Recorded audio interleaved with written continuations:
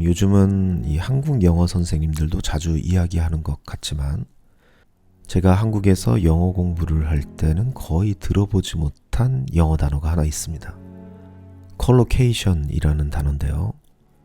그래도 나름 한 30년간 이 한국에서 정규 교육과정 포함해서 영어를 공부했다고 해왔는데 한국에서는 거의 못 들어봤던 말입니다. 혹시나 저처럼 못 들어보신 분들이 있을까 설명을 드리면 이 make a choice, make a noise처럼 서로 궁합이 맞는 단어들의 모음이라고 보시면 될 것 같습니다. 사실 우리나라 말에도 이런 콜로케이션들이 있죠. 우리는 나이가 든다 라고 말하고 이 나이를 먹는다 이런 식으로 말하죠. 군침이 돈다 라고 말하는데 사실 이 군침과 돈다라는 말이 왜 그런지는 정확히 알 수 없지만 이 말이 어울리기 때문에 그렇게 쓰는 그것을 콜로케이션이라고 합니다. 아무리 문법을 마스터하고 단어를 주구장창 외운다고 해도 이 콜로케이션의 원리는 온전히 알 수 없습니다. 저 역시 이 영어 공부 30년 만에 들어본 단어였기 때문에 제가 이곳 뉴질랜드에서 학원을 다닐 때 이 원어민 선생님한테 도대체 이 콜로케이션이 어떻게 만들어지는 것이냐 라고 물었더니 그분의 답은 심플했죠. 여기엔 법칙이 없다고요. 그냥 그렇게 쓰는 거라고 말이죠. 그래서 그냥 입에 익혀야 한다 이렇게 말씀하셨습니다. 그렇습니다. 언어에는 이렇게 그냥 외우고 그냥 입에 익혀야 되는 것들이 있습니다. 그런데 살다가 보니 이 언어에만 이런 게 있는 게 아니더라는 것이죠. 우리의 삶 속에도 꽤나 이런 것들이 많다는 것입니다. 그냥 외워야 하는 것들, 그냥 입에 익혀야 하는 것들, 이렇게 그냥 해야 하는 것들 말이죠. 한국에서는 자동차가 길에 오른편으로 갑니다. 그런데 이곳 뉴질랜드는 왼편으로 가죠. 그 이유를 참 여러 가지로 설명하고 있습니다. 섬나라는 원래 그렇다, 그렇게 간다 라고 얘기하시는 분들이 있는데 안 그런 섬나라들도 있거든요. 심지어 인도나 말레이시아 같이 대륙에 있는 나라 중에서도 왼편으로 차가 주행하는 곳들이 있습니다. 영국 식민지였던 곳은 그렇다. 그것도 아니죠. 영국 식민지 지배를 받았어도 안 그런 나라가 있고 안 받았어도 그런 나라들이 있죠. 일본이나 캐나다가 그런 나라겠고요. 사실 이런 것들은 그냥 그런 겁니다. 그 이유를 찾아내기가 참 힘든 겁니다. 이런 것들처럼 사실 우리들이 우리의 삶을 곰곰이 생각해보면 이 세상에는 정말 그냥 그랬기 때문에 그런 것들이 대부분입니다. 우리가 공부를 왜 해야 하나? 우리가 왜 직장을 가져야 하나?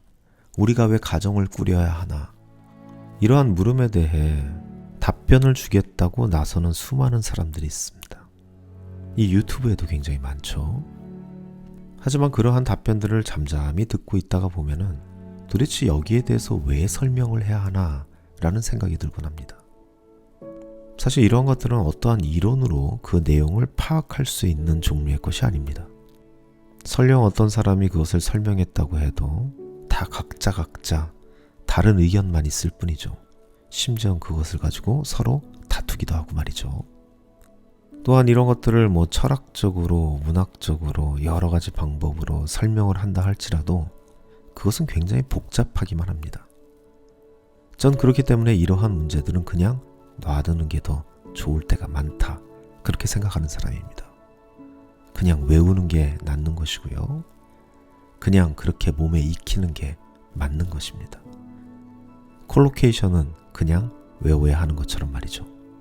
외운다는 말이 조금 그렇다면은 다른 말로는 내 몸에 익힐 때까지 반복해야 한다. 이렇게 얘기하면 될 것 같습니다.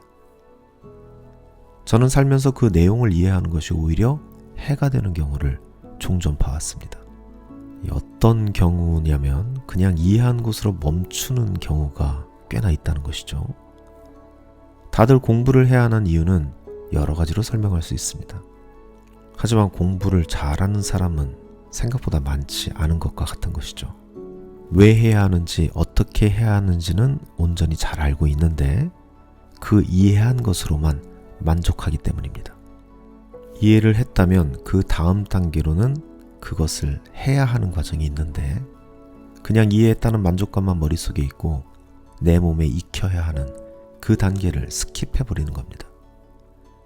언어에는 콜로케이션이라는 것이 있고 인생에도 그냥 몸에 익혀야 하는 것이 있듯이 여러분 신앙생활에도 그런 것이 있습니다.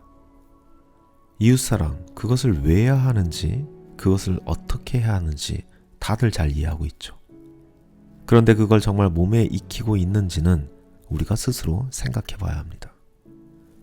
기도하면 결국 응답이 오게 된다는 것 잘 알고 있고 이해도 하고 있는데 정말 그것을 하고 있는가가 중요하죠. 성경을 읽으면 하나님을 알게 된다고 다들 알고는 있지만 정말 읽고 있는 게 중요한 겁니다. 야고보는 이렇게 이야기하고 있습니다.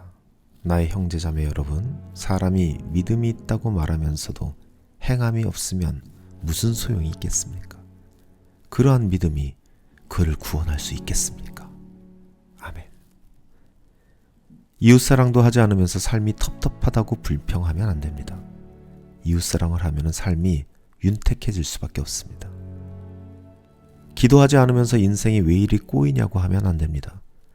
기도하면은 응답은 당연히 따르게 되는 것이고 무엇보다 기도하게 된다면 기다림이라는 것이 무엇인지 잘 알게 되는 것입니다.